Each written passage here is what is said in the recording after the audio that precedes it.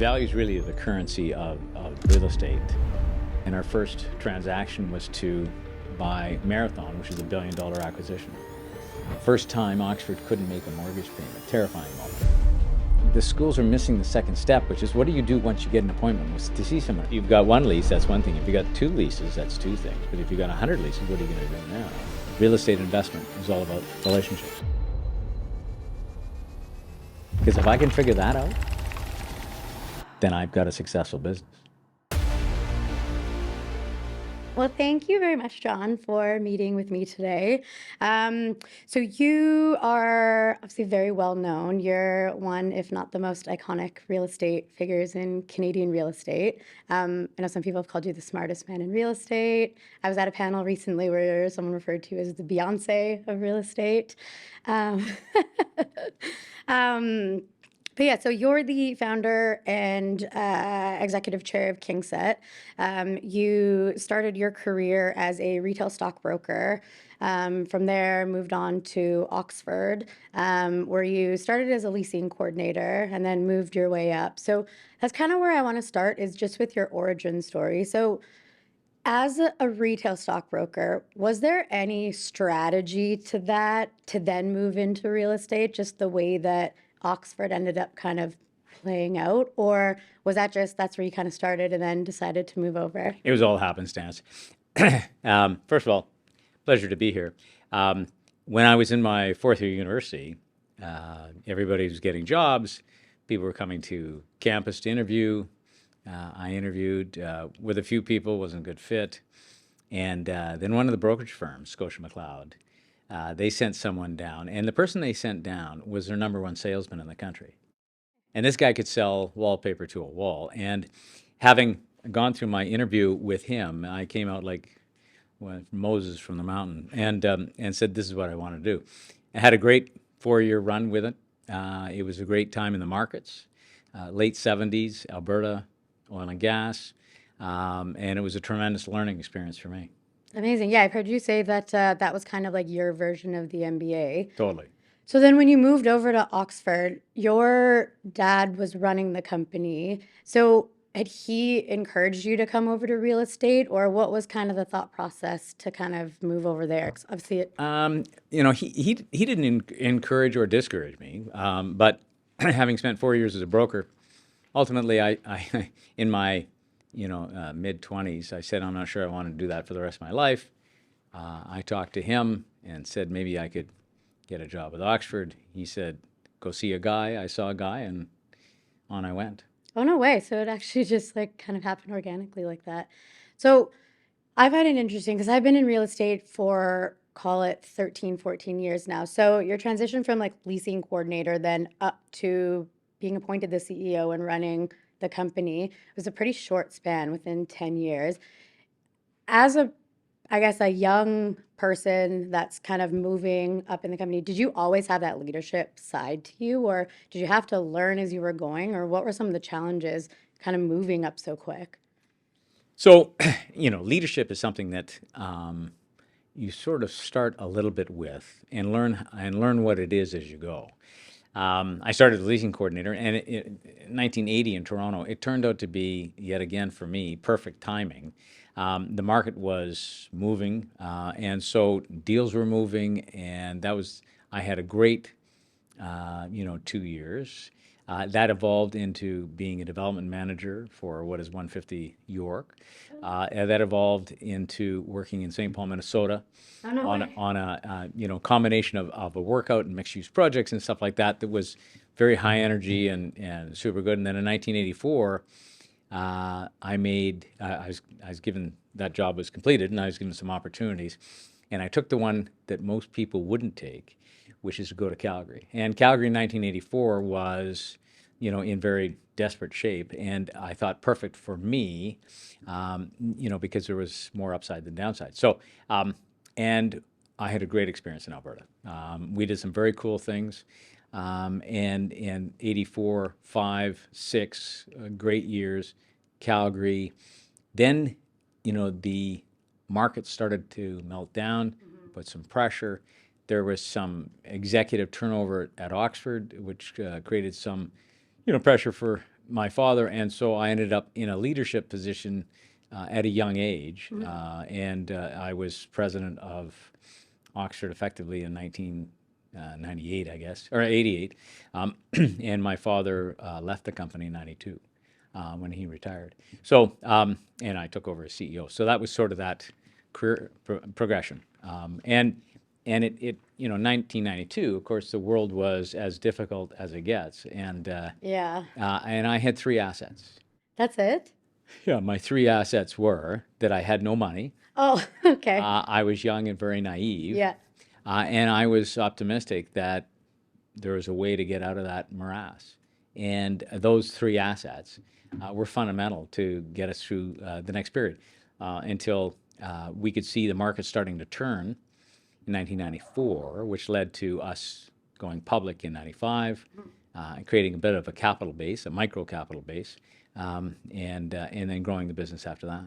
Very cool. And so when you took it public, like was that always the intent as well, or it was just the market conditions at the time made sense, it all kind of lined up nicely, or So in 1994, September 1994, was the first time we could see across the country that leasing volume was ahead of schedule. Rents were still very low, but leasing volume had turned for the first time in 5 years. And what that told you was markets were turning. But assets were also trading at rock bottom prices. I'm just So, curious, what would prices have been back then? well, for a good office building, it'd be $75 to $100 a foot. Jeez. And so, it was clear that there was going to be movement, and Oxford needed capital to participate in that. And so we looked at a variety of different sources. We went to the Canadian pension community, and in 1994, 5, no one was interested in investing in real estate. Went to Wall Street, and that was a super scary experience. And so ultimately, I was introduced to an individual from Hong Kong, wonderful guy, Charles Chan, who put up the bulk of the capital that allowed Oxford to reaggregate the business, Yeah. and then go public in July of '95. And after going public, we had a $50 million market cap, and our first transaction was to buy Marathon, which is a $1 billion acquisition. Nice. Big one. That's exciting. So you mentioned that going to Wall Street was super scary. Is it because it was just also new, or what was that experience No, like? the strategy was different. The strategy, I was looking for someone that would be a partner in a business building. Yeah. The strategy was, how do you basically break the parts and achieve a certain IRR over a limited period of time? And so, that financial opportunism was not my vision of, what we wanted to do. So nothing worked there. Gotcha. Okay, so I'm a bit curious, kind of want to talk through the transition of the sale of Oxford, and then I've heard you talk about it quite a few times, that you had about a 6-month period where you kind of went dark, and then that's where KingSet happened. So what was going through your mind? What was your mindset in those 6 months of going dark to then kind of create the KingSet that we all know today? Yeah, so having done the sale and sort of realized that it wasn't right for me, for either me or Omer's, that I continue on. And did you stay on at all, or was it Just a couple weeks, okay? and it was, you know, it wasn't right for either of us, Yeah, for me fair. to continue. So that was a very amicable parting, and life goes on. So you do, though, for the first time in my professional career, have nothing to think about. And so if you think all your default thoughts are on Oxford, a problem, an opportunity, whatever it is, all of a sudden that's not there.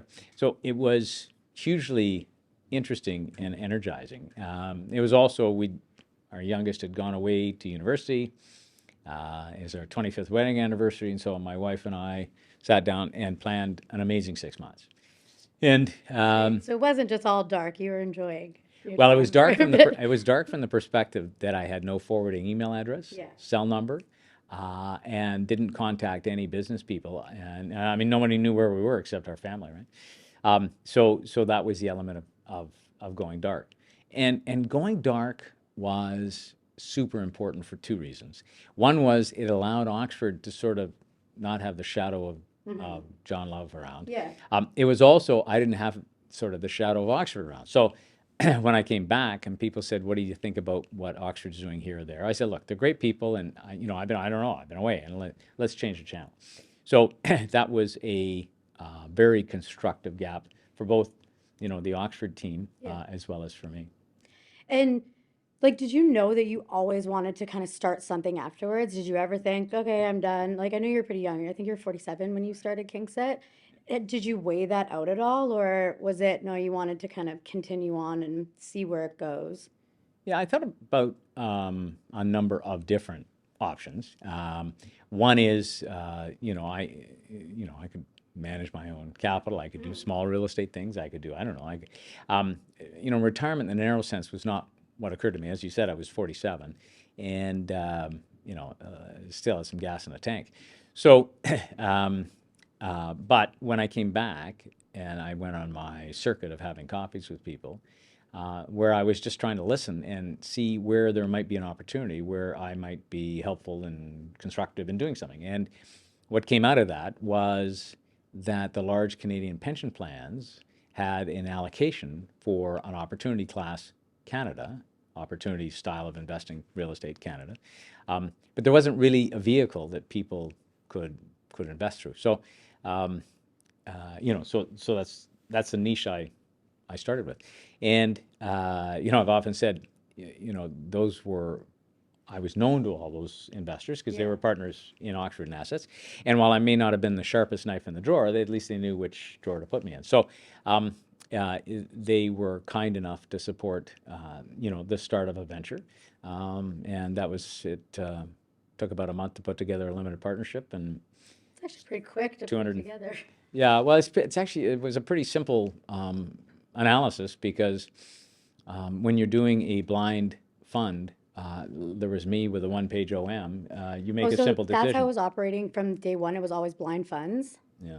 Well, being that there's nothing in the fund, Yeah. so then obviously there's investment committees, they approve deals and so on and so forth. There's all that governance and structure, but the issue is do you believe? And people were kind enough to support that, and I was blessed to be able to put together a good team. I mean, the Oxford secret was all about a great team, right? Yeah. It's not just me.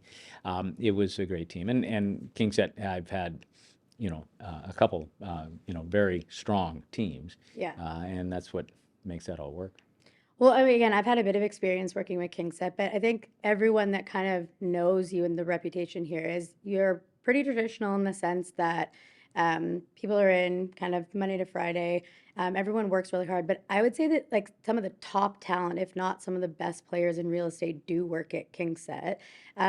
So how do you cultivate that type of culture? And was it like that in the Oxford days? Did you kind of have to work on it? Have there been a bunch of different iterations of your culture here at KingSet?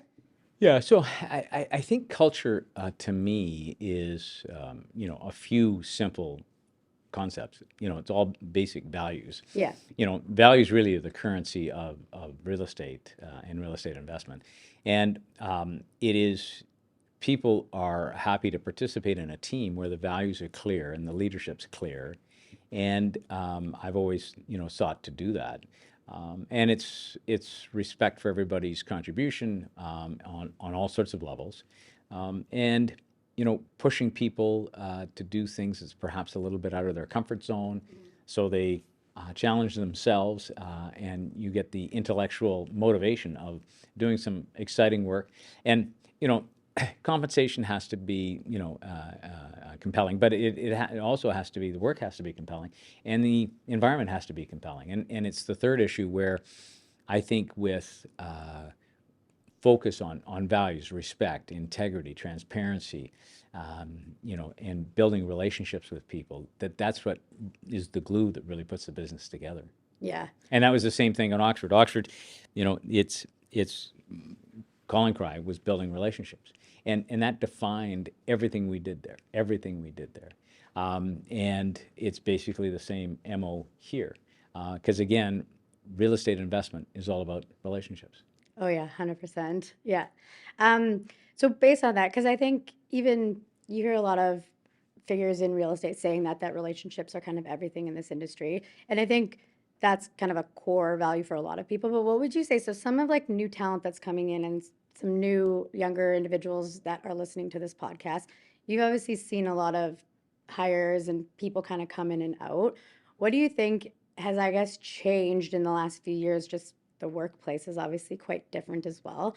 What do you think really defines someone that is going to be successful in real estate and the ones that don't? Like, what core skills do you think really, and I don't know if it's necessarily a core skill, but that they really have to kind of hone in on? So I think there's two relatively simple things to focus on. One is curiosity and one is relevance.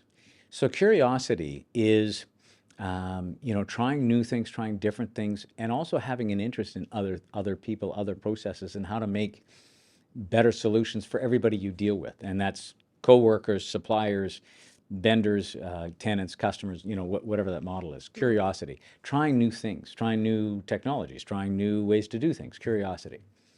The second issue is relevance. People, young people always graduate, and people say, "Well, you got to network," and so on and so forth.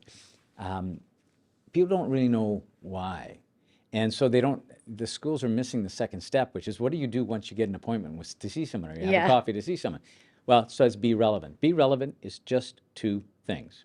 One is have something to offer the other person. It could be an observation about the Maple Leafs game last night. It could be, an observation about what the stock market did to a Trump reaction, or like it could be whatever it is. Could be a real estate thing, could be anything. And also have a question to ask. And when you ask the question, actually listen to the answer. So if you're relevant, then that's important. And I think, if I was advising a young person today, I'd say you have lunch 5 days a week, right? Try and have lunch with somebody else 4 of those 5. And people nod their head and they say, oh, yeah. But actually say, this month, Yeah. 20 days, I'm going to have 16 lunches with somebody else. And it doesn't have to be a targeted, sophisticated, whatever. It could be a friend, neighbor, relative, could be a coworker, could be, like anyone. But as you get out and you build your relationships and you practice having something to say and having a question to ask, you practice relevance. That's how you build your toolkit. So I built my career on 5 days a week, 5 lunches, 3 breakfasts. I never did dinner because I was always home with my wife and family. 8 times a year, 50 weeks a year, that's 400 engagements. 400 engagements over 10 years, 4,000 people I've had lunch with. I love that. Yeah. So like, and that is a very powerful tool. So get out, see people, and COVID has taught a lot of people to use the appliance. Mm-hmm. Things like I send you a text to arrange a phone call. Why don't you just phone the person? Yeah. Pick up the phone. Pick up the phone. If they don't want to answer you, they won't. People Yeah. people know how to turn you Yeah. turn off. It's like everyone has their phone. If they're not answering, Right. they're not there. Yeah. And then and instead of phone, and then when you phone, instead of discussing the problem, if the person's across the street, down the block, or not far away, go see them. Yeah. Say, can I come over and grab a coffee? And you can go to a neutral place for a coffee. It's always better, though, to go to the person's place of work. Can I come see you? Yeah. Because that does two things. Shows respect, but it also informs you. It informs you of what's going on in their world, because that's what you're trying to learn. You know what you know. You're trying to learn what the other person is. So curiosity and relevance. And, and again, I stress this, getting out, seeing people, because there's nothing like being in person with somebody else. And it's a coffee, it's a breakfast, it's a lunch, it's short, it's long, it's whatever your style is. But get out there. And I used to say when I was in my 30s and 40s, well, someone else was taking someone to a golf game. I figured, well, that was 5 hours. I can actually do 10 coffees in 5 hours. Yeah, it's So, true. like it's like speed dating. But, and so I managed my time pretty aggressively because at the end of the day, my role was seeing people. And that's always been my role. And trying to understand what it is I or we can do for them. Because if I can figure that out, then I've got a successful business. Yeah, clearly it's working.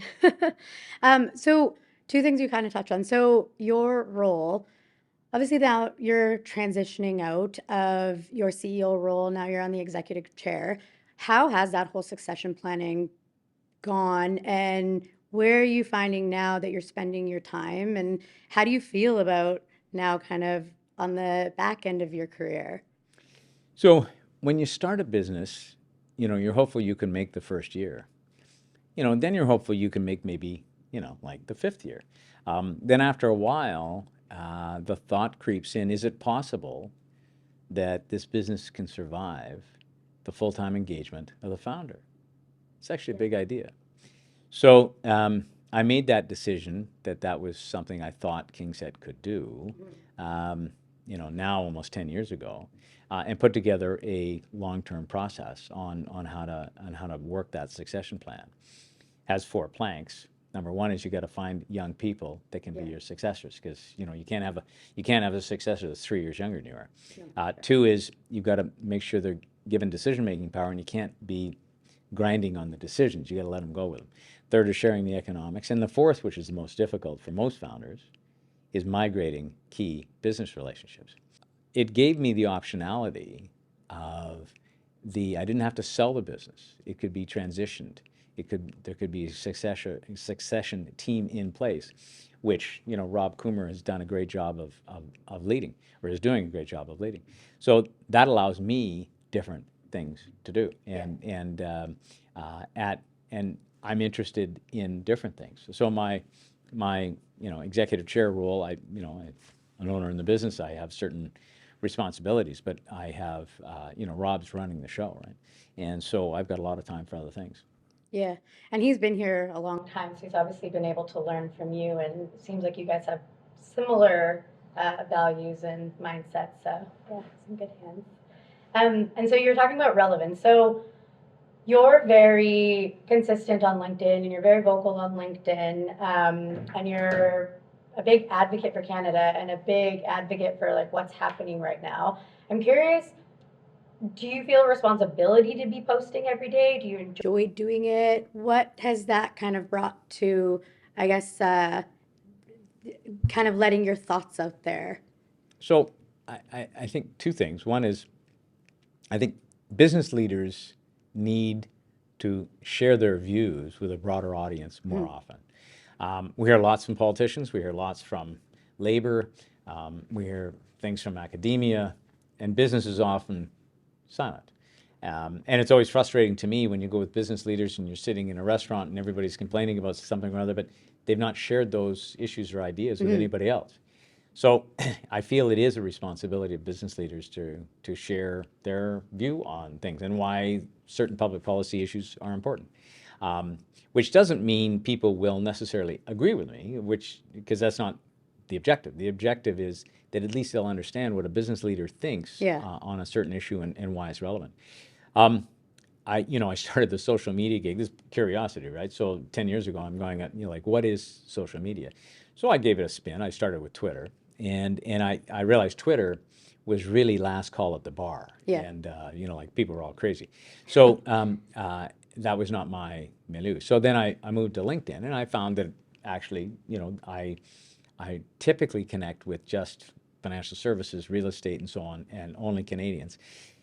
And I get a super interesting news feed, and I started posting, and that sort of picked up traction, and so on and so forth. And I quite enjoy it. It gives me energy, and it's also super interesting to see the comments that come back and things that I might not think are controversial. It turns out maybe they are. Positions that I think are layups that have another side to them that I didn't realize. I've learned from people. I mean, people that have vehemently disagreed with the position I've taken, I've phoned them, and we've had a call or a coffee or something like Do that. you really? Oh yeah. And so, well, I have something to learn. Yeah. Doesn't mean I have to.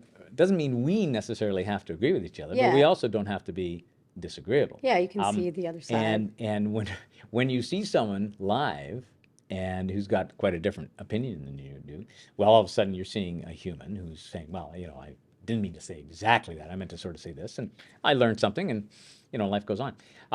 But I think it's also given me a great, kind of outlet for my intellectual sort of curiosity, and I have an interest in public policy. I think public policy is super important for, general Canadian prosperity, well-being, survival, and all those other things. And and all of us can do a better job. And I'm Yeah. optimistic that at least I could convene some conversations which might lead to a more constructive outcome. Yeah. Well, it's interesting. So, I mean, I follow along your posts on LinkedIn as well, and a lot of it right now is based on kind of what's happening in the economy, where things are going to go with this federal election. And you've obviously been through a few different highs and lows of different cycles in the last 40 years or so. There's a lot of noise and there's a lot of like doom and gloom out there. And I know you're very strong on, okay, well, we have to have solutions to problems. And I'm just curious your take on, does this feel different than any of the down cycles we've been through before? Because I mean, it was COVID, and then we've been dealing with interest rates, and now with Trump and with tariffs and everything that's kind of happening right now. For other leaders that haven't gone through this before, like what is your take?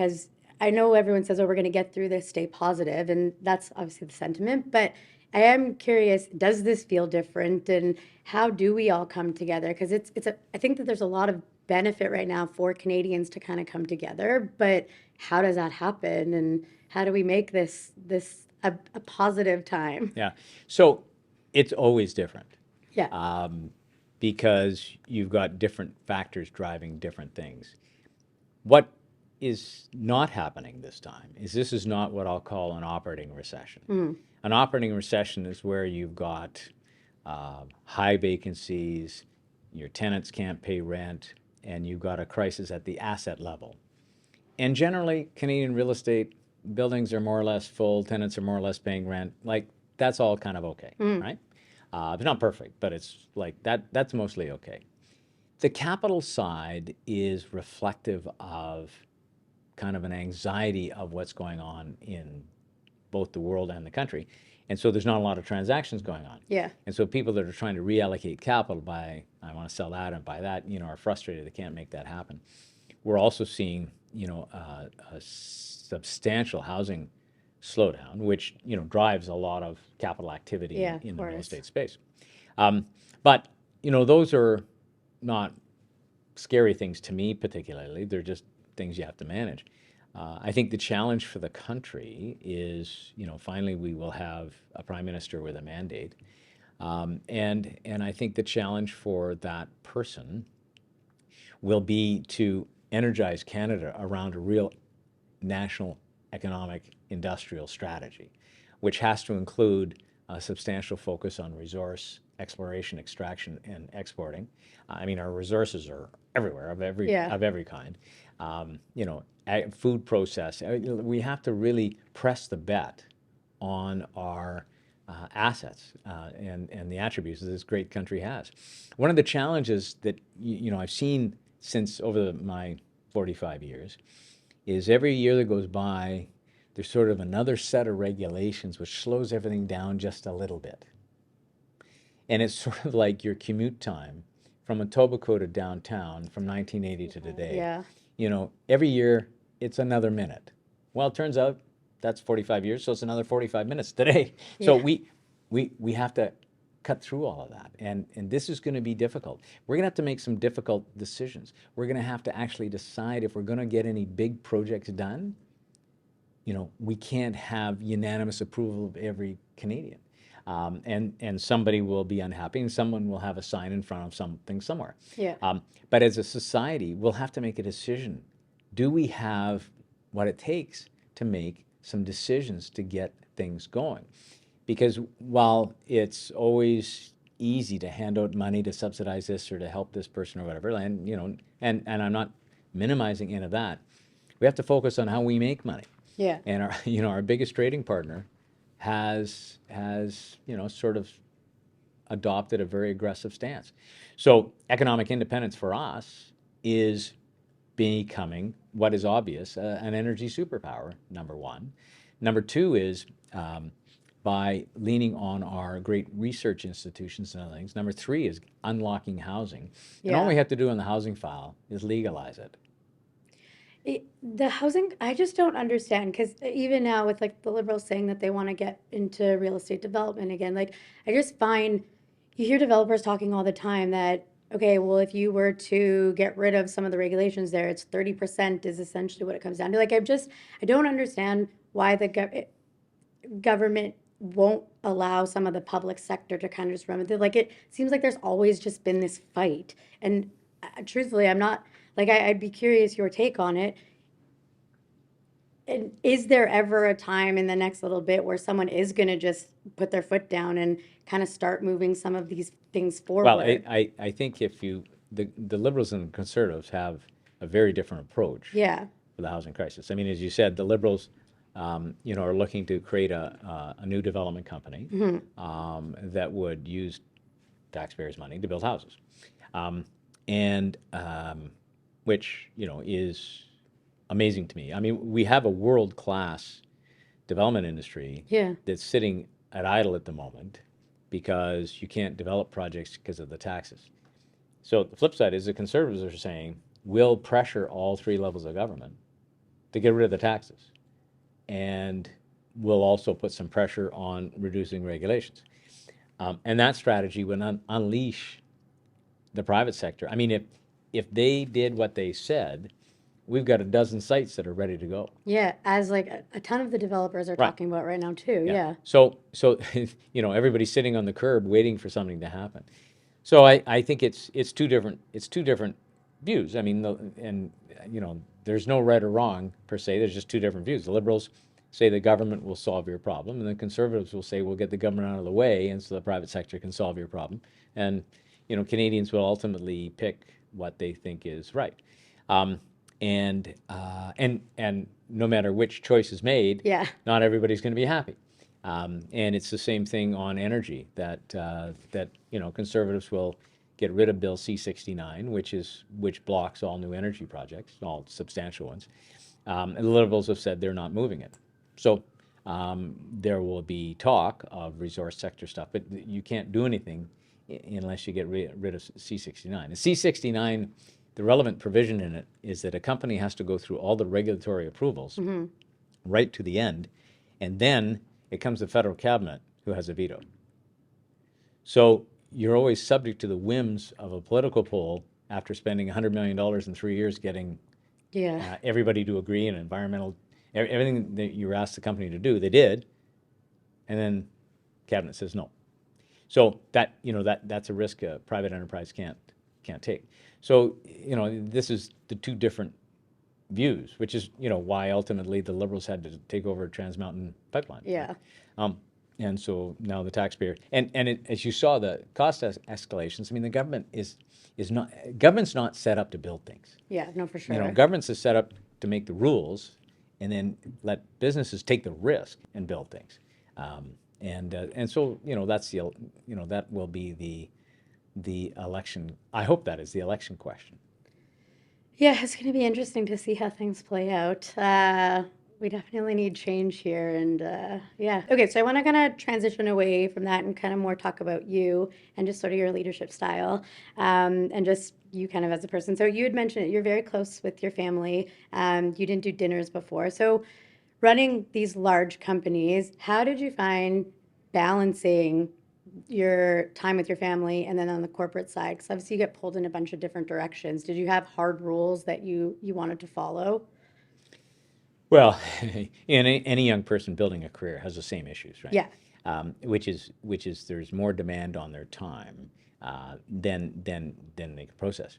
So again, when I tell young people, you have to sit down and say, what are your priorities? Because your time allocation should match your priorities. So for me, my family was a priority. My wife and kids was a priority, which meant, if I wasn't traveling, and I traveled a fair bit, Yeah. but if I wasn't traveling, I was home at dinner, which meant 6 o'clock. I'd also be in the office at 6:30 in the morning. And if something was going on after I was home, had dinner, bat the kids, whatever, did all that sort of stuff, I'd go back to work. I mean, not to the office, but I go back to working. Yeah.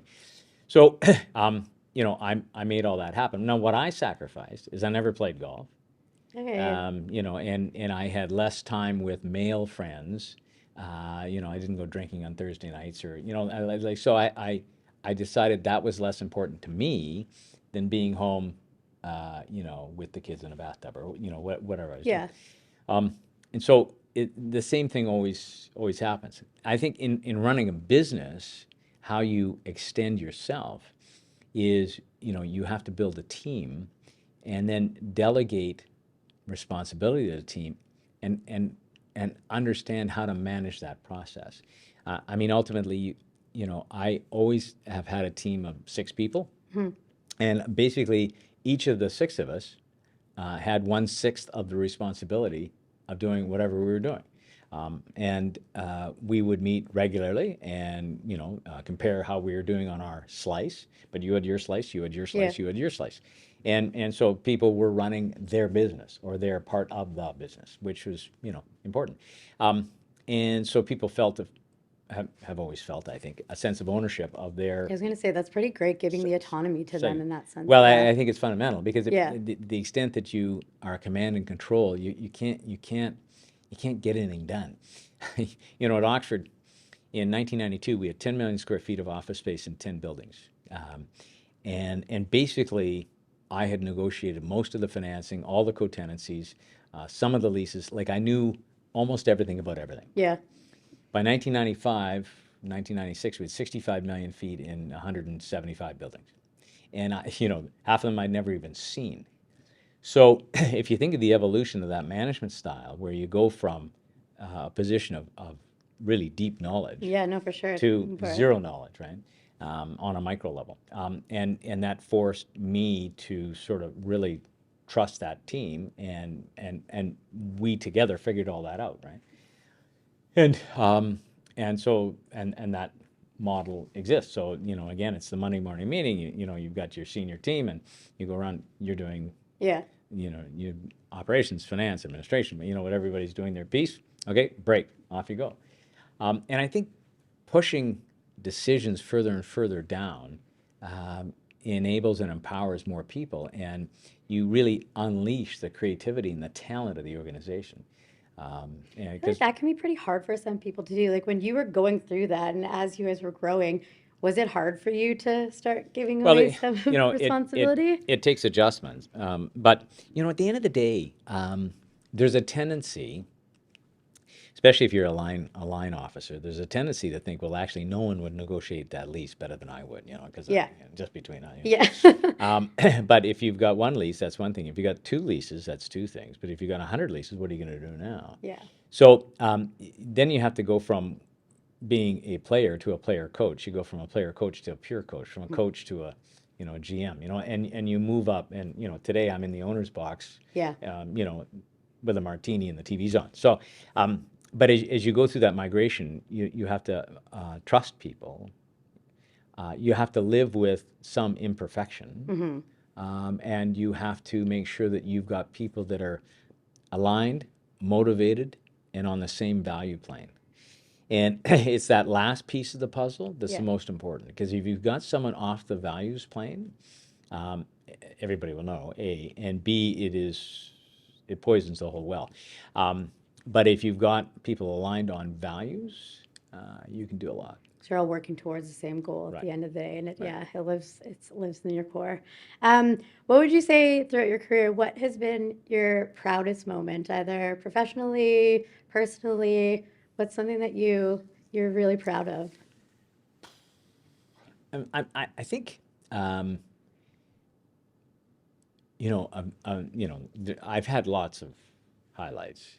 One was in the last week in November of 2023, when the public announcement for Rob Coomer came out that he was becoming CEO and I was stepping back. And I didn't have one person phone me and say, "We'll miss you." Really? That was perfect. I love that. Yeah. And so I think that meant that evolution to sort of the succession plan had gone thoughtfully over a period of time, to the right person in the right way, so that like no one was anxious that I was moving upstairs, right? So Yeah. to me, that was a real accomplishment, because that's not easy to do. No, That's for not easy to sure. do. Yeah. Oh, that's great. Okay, so I want to do one last thing at the end here, just kind of a little fun thing. It's quick, rapid fire questions for you. Okay, so what would you say is harder, starting something new or letting something go? Starting something new. Yeah, why is that? I know it's rapid fire, but I'm curious in this one. Oh, well, when you start something new, like I started KingSet at a coffee shop, Yeah, two coffee shops. two. Yeah, one on the other side of the street. Yeah. You've heard the story. So, and you have nothing. You have no support. You have nothing. And to some degree, you know nothing. And, you're just trying to listen to what people say and see if there's an opportunity. You're trying to be creative and you have no idea. It is, terror. Yeah. Because you're putting yourself out there, and starting a business is terrifying. Letting go, I mean, I sold Oxford, that was cool. Like, transition to KingSet, that's good. I mean, I think, at least for me, those, like, that's all good. But starting something from scratch, Yeah. going away to university, Yeah. to a city where I knew no one, there Yeah. you are. Well, yeah, it's you have to push yourself out of your comfort zone. Right. Yeah. Okay. Do you have any hidden talents or hobbies? Uh, no, No. I'm a terrible athlete, although I love to ski, and if I had 2 days left to live, Yeah. I'd ski both days. Amazing. What's a food that you could eat every day? Burgers, Burgers. Where's your favorite burger spot? McDonald's. Come Oh. on, come on. What burger are you eating from there? Quarter pounder. Love it. What's a skill that you absolutely don't have but you wish you had? Um, you know, I'm a terrible manager. No. Actually, that's quite right. I would say I'm a good leader, but not a great manager. Patience has never been my long suit. Fair. And now, I mean, there's two sides of the same coin, right? I mean, impatience is an asset. It's also a liability. Yeah. Okay, and one last thing just to kind of leave everyone with. What is the best piece of advice that you've ever gotten, or something that you really think that people who are just up and coming in their career really need to know, or really need to live by? In April 1976, I'd been a stockbroker in Edmonton, 1977, been a stockbroker in Edmonton now for 3 weeks. So I went to have dinner with my parents, and when I'm leaving, my father says to me, "So how's it going?" And I said, "Well, like it's a little slow," and he said, "John, when you go see someone, why don't you have an idea?" And that changed everything. I like that. I actually took two ideas, but because that's the relevance. So I would have an idea, I'd have an observation, and all of a sudden, my business took off Amazing. Did you ever have any bad ideas that just didn't work out? all the time. Yeah. But but the fact is that, and I was a kid, right? I didn't know shit anyway. But the fact is that if you go in with an idea, and this is sort of shaped my whole career, Yeah. right? Because when I see someone, I like to have, this goes back to the relevance. I like to have something to offer, an idea, a question. I want to learn something. Engage and all. And I think, many people at least say, "Well, I'd have coffee with you again because that Yeah. was an interesting coffee." So that's been sort of the secret sauce, and that's the hardest thing. It sounds simple. It's the hardest thing for most people to do. No, I imagine so. Why do you think it's so hard for people? They're shy. Yeah. And there's a combination of being shy and perhaps being less self-confident. But the and that separates people from those that sort of distinguish themselves because they build those relationships because people are interested in what their opinion is. And like it's all a flywheel. It all builds. But I remember my father saying, and I've had lots of things along the way. I mean, Yeah. I'll give you one other. It was 1992. First time Oxford couldn't make a mortgage payment. Terrifying moment. Yeah, I imagine. And so I went to see the lender, and it was an August day, hot August day. I was sweating and everything else. It was Crown Life, and I went in and said, we can't pay the interest. And I said, but you have 3 million square feet of office space, and if we could manage that office space for you, we take half the management fees and apply it to the loan. Oh, So I'm sort of creative hoping thinking maybe back that's then, an yeah. idea. Anyway, so as we leave, he stops at the door and says, "Thanks." Well, thanks is not what I thought the response would be. So I said, "Thanks." And he says, "Well, John," he says, "we got three kinds of borrowers. First kind borrows money and pays us back. We like them the most. Yeah. The second kind borrow money and either don't tell us the truth or they hurt our collateral or whatever, and we go out of our way to hurt them. what they said too. So hoping for the third kind. He said the third kind tell us they have a problem, have a solution, or have an idea, and we work with them, and we'll work with you. And that was the secret for Oxford making it through the difficult 90s. That's amazing. Because we followed just that advice. Yeah. Oh, amazing. I like that story. Thank you for sharing. Well, thank you so much for your time, Jon. I really appreciate it. Great.